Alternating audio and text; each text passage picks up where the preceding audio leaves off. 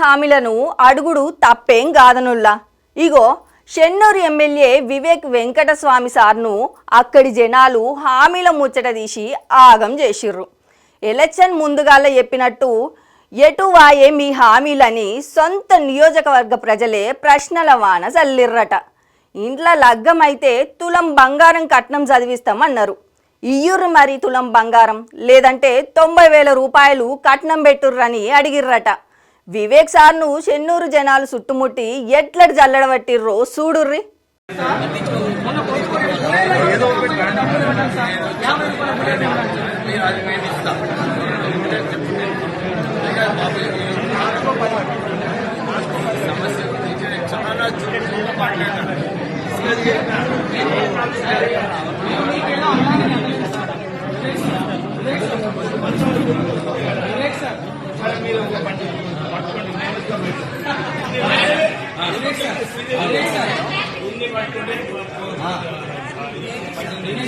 దయచేసి 15,000